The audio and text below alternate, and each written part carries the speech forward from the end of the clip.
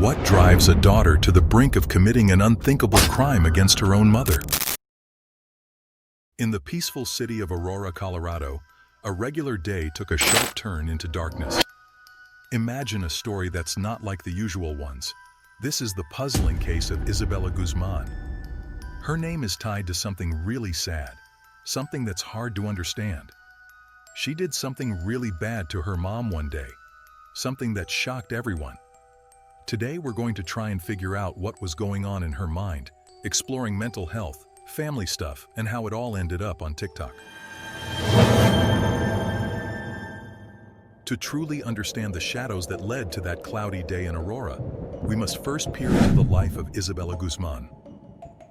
Raised in the quiet neighborhoods of Colorado, her story begins as one seemingly ordinary, a tale of a fractured family, a troubled teenager, and an undercurrent of unresolved tension. Isabella's mother, Yunmi Hoy, and father Robert Guzman were separated, yet they attempted to maintain a sense of normalcy. However, the echoes of a strained relationship between Isabella and her mother, Yunmi Hoy, would later reverberate through the corridors of their home. The family dynamics shifted when Yunmi remarried, introducing Ryan Hoy into their lives. This remarriage became a catalyst for Isabella's growing discontent, as the weight of resentment bore down on her shoulders. What drove Isabella to the edge, turning a teenager's rebellion into something far more ominous? The answers lie in the unraveling layers of her tumultuous journey. Let's delve deeper into the complexities of Isabella's background.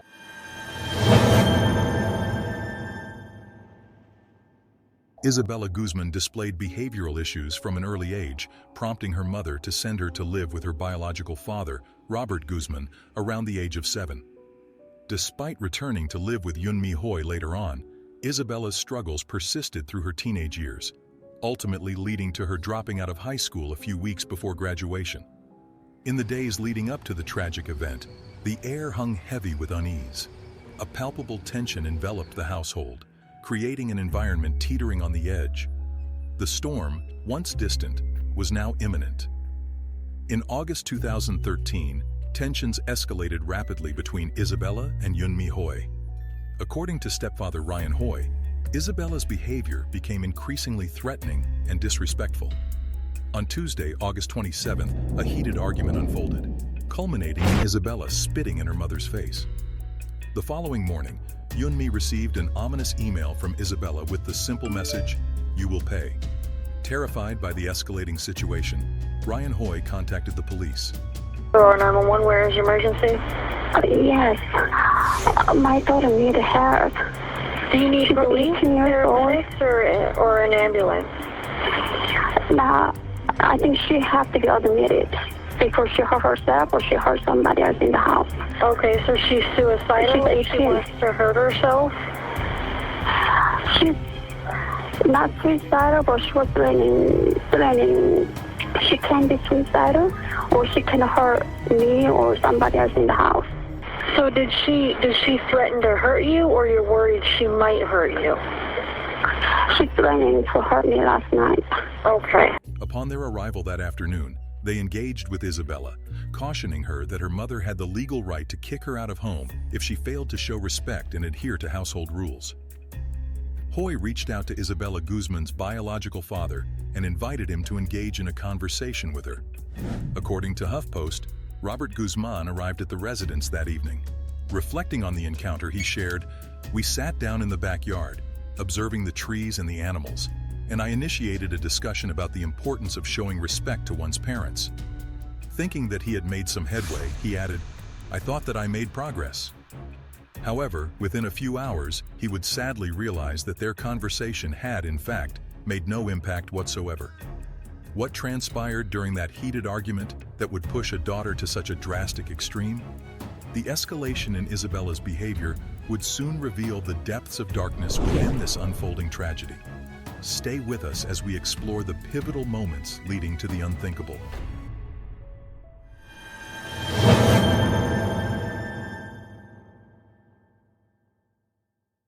On that cloudy day in Aurora, the tempest erupted into a full-blown hurricane. Isabella Guzman pushed to her limits and committed a horrifying act that defies belief. On the evening of August 28, 2013, Yoon Mi-hoi returned from work around 9:30 p.m. She informed her husband that she was heading upstairs for a shower, but soon after, a disturbing sequence of events unfolded. Following the gruesome act of fatally stabbing Yoon Mi-hoi, Guzman hastily fled her residence. It wasn't until the following day that the police located her.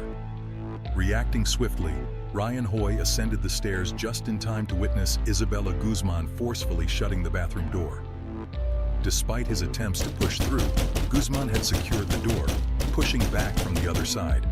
Upon noticing blood seeping beneath the door, he raced downstairs to dial 911. Upon his return, Ryan Hoi heard his wife utter the word Jehovah and observed Guzman emerging from the bathroom. He recalled that Guzman remained silent and expressionless as she walked past him.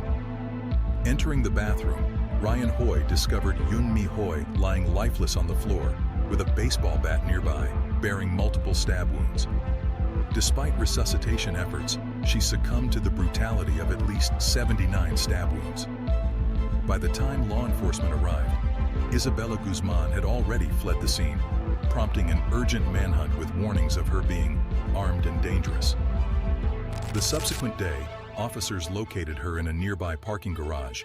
Her attire, a pink sports bra and turquoise shorts, still stained with her mother's blood.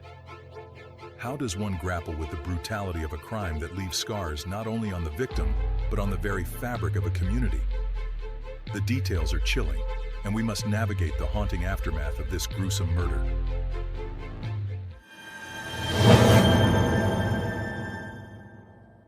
As we peel back the layers of this intricate tale, we encounter an enigma within the mind of Isabella Guzman. Amidst the chaos of her trial, Isabella made a peculiar claim that transcended the boundaries of comprehension. She asserted that the gruesome act, the stabbing of her mother 79 times, was not a crime driven by malice, but an attempt to rescue the world. Isabella's distorted perception of reality painted a chilling picture. According to her, she believed she was not Isabella, but a woman named Cecilia, and the sacrifice she made was necessary to save the world from an impending calamity.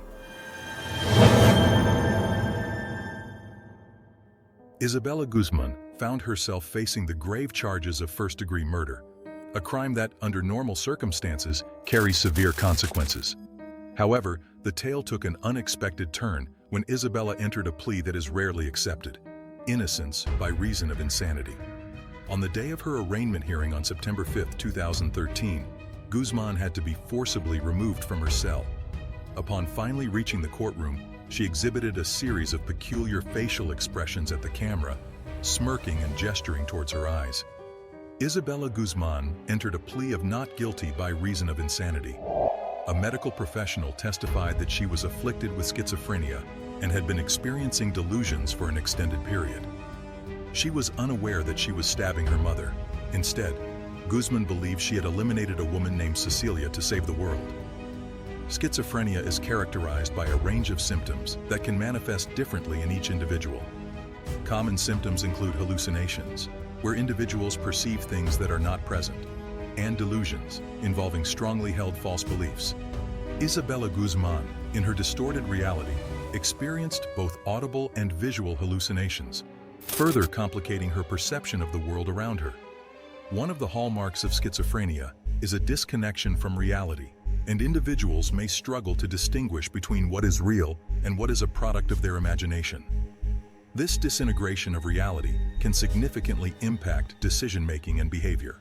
In Isabella's case, the distorted lens through which she viewed the world led her to believe that she was not harming her mother, but, rather, carrying out a mission to save the world by eliminating a perceived threat named Cecilia.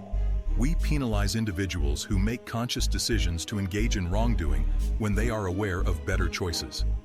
In this particular case, I am convinced that this woman lacked the awareness of right from wrong, and her actions were influenced by significant schizophrenia, paranoid delusions, audible and visual hallucinations.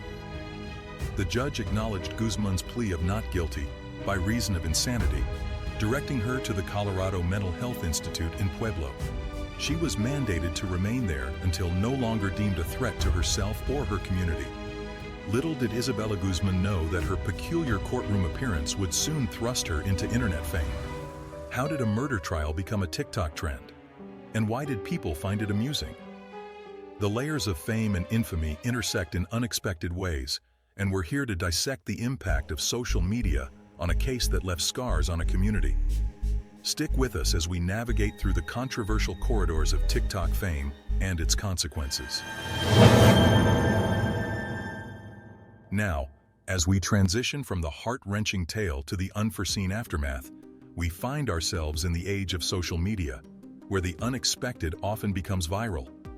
Years later, Isabella's trial took an unforeseen turn, not into anonymity, but onto the trending pages of TikTok. Clips from her trial surfaced on the platform, sparking a bizarre trend that raised ethical concerns. TikTok users, unaware of the profound tragedy that transpired, duetted and made light of Isabella's courtroom behavior. It was a controversial trend that blurred the lines between justice, entertainment, and the cold reality of a gruesome crime. How rare is it for a court to accept an insanity plea? And what does this decision mean for Isabella's future? Before we wrap up, let's peek into the aftermath of this haunting tale. Isabella Guzman, after being confined to a psychiatric hospital, embarked on a journey of treatment and introspection. In a surprising turn of events, she claims to have regained mental stability, challenging the very narrative that led to her plea of insanity. In a 2020 interview, Isabella expressed a desire to rejoin society, asserting that she no longer poses a threat to herself or others. This unexpected twist raises questions about the fluid nature of mental health and the complexities of rehabilitation. How does society grapple with the reintegration of individuals like Isabella, who claim to have overcome severe mental illness? The answers may challenge our perceptions of justice and recovery. As of January 2024, she is still in the mental institution,